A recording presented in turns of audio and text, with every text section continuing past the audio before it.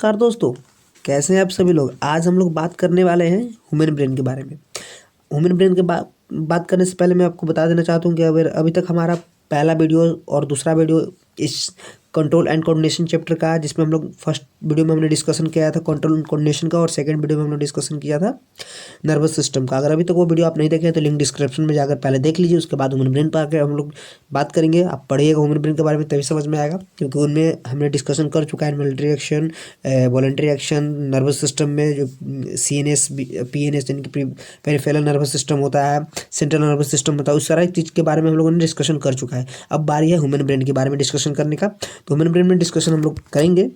तो मैं आपको बताना चाहता हूँ कि जैसे आप लोग ह्यूमन ब्रेन के बारे में बात कीजिएगा, तो आज हम लोग बात करने वाले हैं स्ट्रक्चर के बारे में, ह्यूमन स्ट्रक्चर के बारे में। ह्यूमन ब्रेन का जो स्ट्रक्चर, इंटीरियर स्ट्रक्चर कैसा होता है, कुछ इस प्रकार से आप फिगर में, ये जो आप फिगर में ये देख रहे हैं, ये पोर्शन जो है फिगर का, ये ब्रेन का अंदर का पार्ट है, यानी कि स्कल का अंदर का पार्ट है। ठीक है, ह्यूमन ब्रेन का जो ह्यूमन ब्रेन में जो स्कल प्रेजेंट होता है, ऊपर वाला, जिसे हम लोग प्रकार से स्ट्रक्चर प्रेजेंट रहता है, दिखने में थोड़ा सा अजीब लगता है, लेकिन ये रियलिटी है।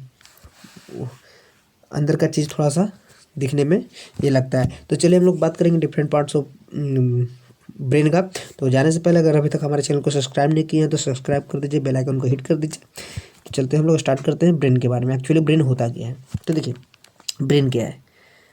Main part of human nervous system, यानी कि ह्यूमन नर्वस सिस्टम का मेन पार्ट क्या है, ब्रेन है।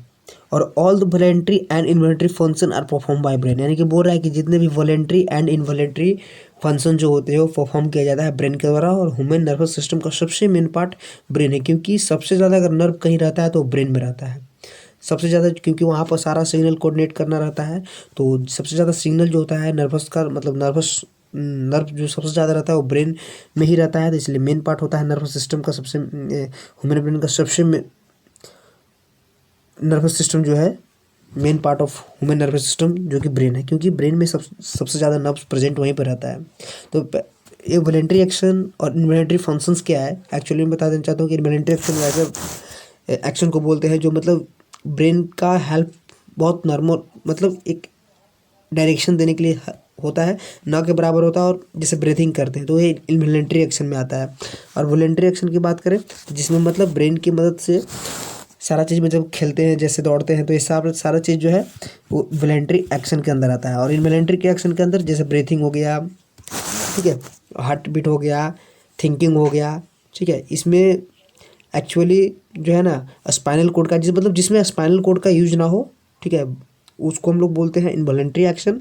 और जिसमें ब्रेन का यूज ना हो, इनवॉलेंट्री एक्शन। और जिसमें ब्रेन, स्पाइनल कोड, सारा जिसका एक्शन का यूज हो, उसे हम बोलते हैं वॉलेंट्री एक्शन। चलिए कुछ पार्ट्स, ब्रेन का पार्ट्स हम लोग देख लेते हैं। देखिए यहाँ पर जो सेरेब्रम है, जो कि एक पार्ट है किसका, फोर ब्रेन का पार्ट है।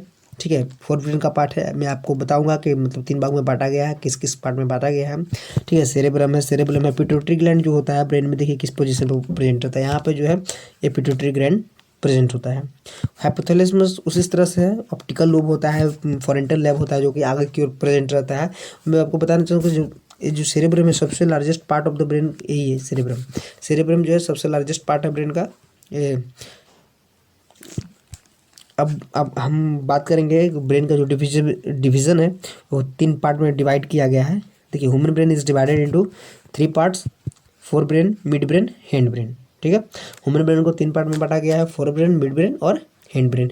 अब यहाँ पर थोड़ा सा स्ट्रक्चर के थ्रू हम लोग समझेंगे कि ब्रेन को 3 भाग में बांटा गया है, तो कौन कौन से एक्चुअली मतलब डिवीज़न की अलग अलग, फिर उसके थ्रू फिर अलग अलग हुआ है। देखिए ब्रेन में आपको ब्रेन को 3 पार्ट्स में बांट दिया गया है, फोर ब्रेन, मिड ब्रेन और हैंड ब्रेन। फिर मैंने बताया कि फोर ब्रेन का ही पार्ट है सेरेब्रम, जो कि सबसे लार्जेस्ट पार्ट होता है ब्रेन का। उस चीज़ के बारे में हम लोग थोड़ा और डिस्कशन करेंगे। और मिड ब्रेन का कोई पार्ट एक्चुअली है नहीं। और हैंड ब्रेन का 3 पार्ट होता है, पोन्स होता है, सेरेबेलम होता है और मेडुला होता है। सेरेब्रम जो कि फोर ब्रेन का पार्ट है, और हैंड ब्रेन का पार्ट क्या है, सेरेबेलम। ठीक है, इस चीज़ में कन्फ्यूजन होना नहीं है। और अभी तक चैनल को सब्सक्राइब नहीं किया तो सब्सक्राइब कीजिए, और बढ़ते हैं आगे, हम लोग डिस्कशन करेंगे। एक्चुअली फोर ब्रेन को डिस्कशन करने से पहले हम लोग थोड़ा सा फंक्शन ब्रेन का जान लेते हैं। जैसे इसका फंक्शन में एक्चुअली क्या होता है, जैसे थिंकिंग करना है, किसी भी वर्क को मतलब परफॉर्म करना, जो कि ब्रेन का काम होता है। मेन फंक्शन इसका यही है, किसी भी वर्क को परफॉर्म करता है। अब नेक्स्ट आते हैं, बात करेंगे हम लोग फोर ब्रेन एक्चुअली होता क्या है। देखिए it is the part of human brain. Fore brain का है, एक ह्यूमन ब्रेन का पार्ट है। Fore brain is the part of human brain, ये ह्यूमन ब्रेन का पार्ट है जिसमें सारा एक्टिविटीज जैसे थिंकिंग एक्टिविटीज़ को परफॉर्म किया जाता है। ऑल द थिंकिंग, जितने भी प्रकार का मतलब तरह तरह का हम लोग सोचते हैं, तो सारा चीज़ जो थिंकिंग का जो प्रोसेस है, एक्टिविटीज है, वो सारा चीज़ यहीं पे परफॉर्म किया जाता है फोर ब्रेन, जिसे हम लोग अग्र मस्तिष्क हिंदी में बोलते हैं। हिंदी में क्या बोलते हैं? अग्र मस्तिष्क, ठीक है, अग्र मस्तिष्क बोलते हैं। तो सारा परफॉर्म यहीं पर किया जाता है।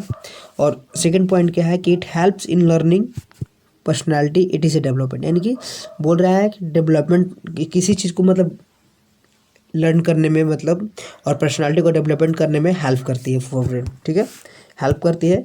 अब कुछ थर्ड पॉइंट क्या है कि it control our feeling, sensations and movement, हमारे फीलिंग को कंट्रोल करता है, मूवमेंट को कंट्रोल करता है, कंट्रोल करने में हेल्प करता है।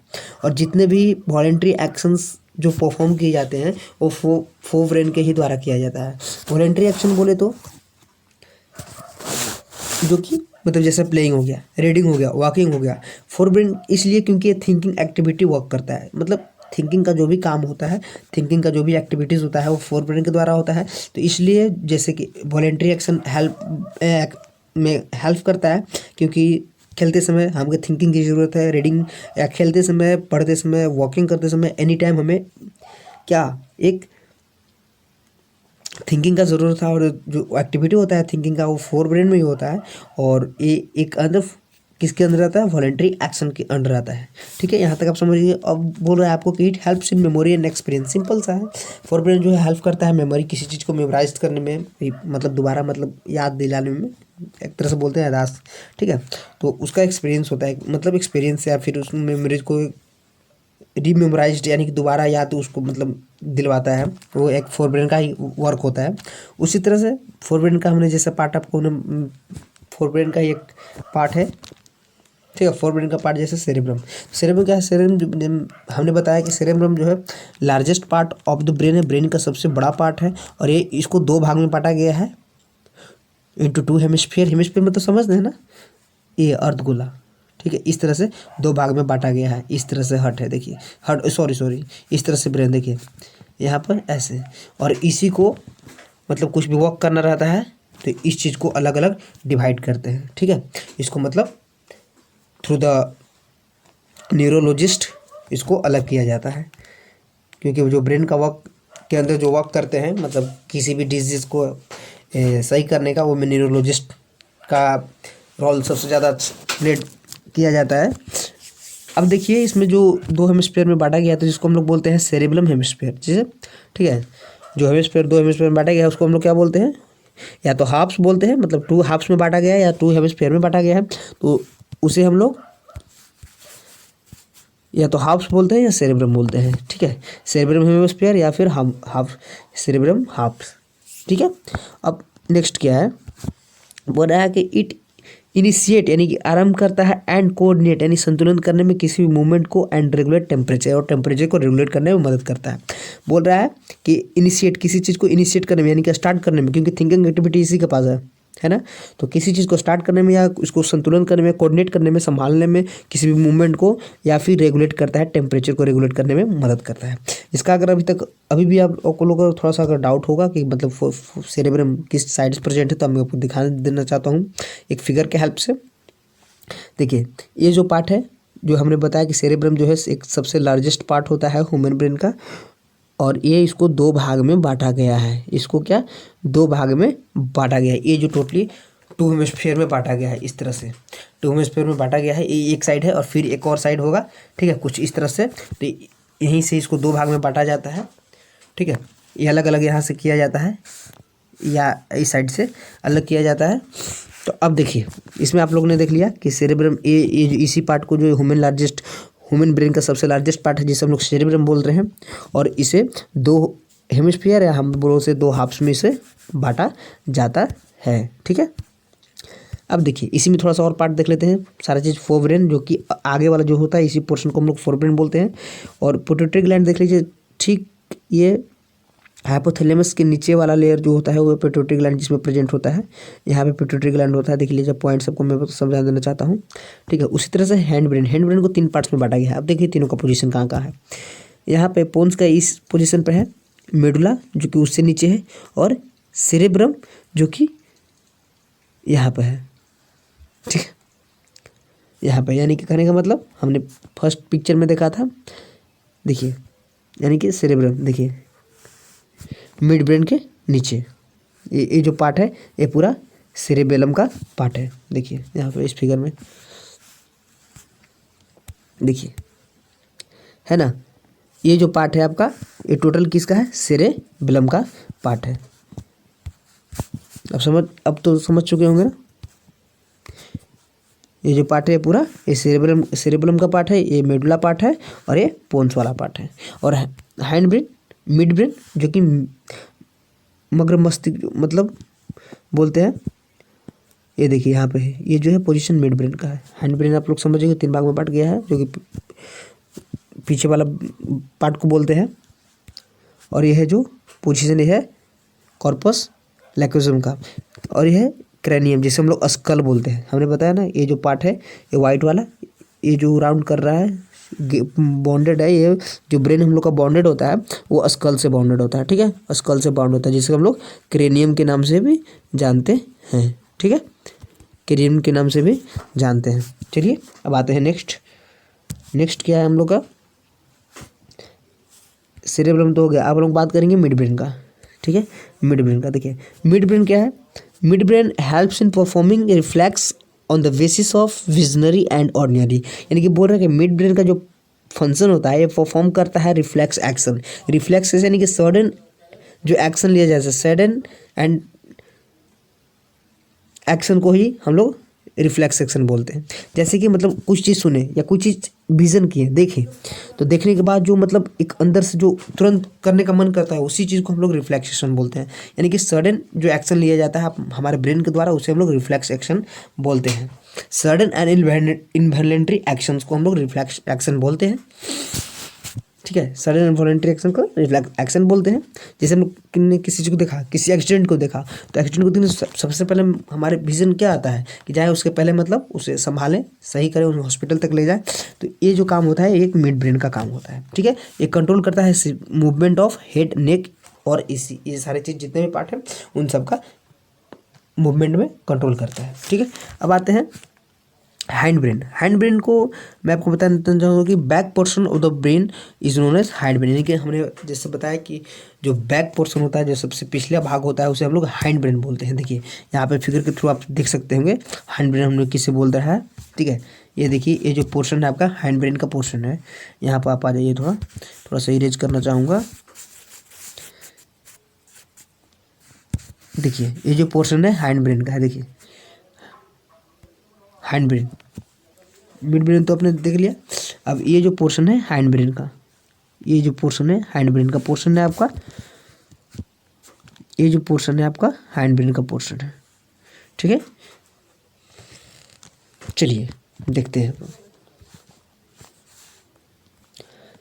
आइए हैंड ब्रेन में जो कि 3 पार्ट्स में बांटा गया है, back portion of our brain को हम लोग हैंड ब्रेन बोलते हैं, back portion of the brain को हैंड ब्रेन बोलते हैं। 3 पार्ट में बांटा गया, तीनों पार्ट को समझते हैं, ठीक है।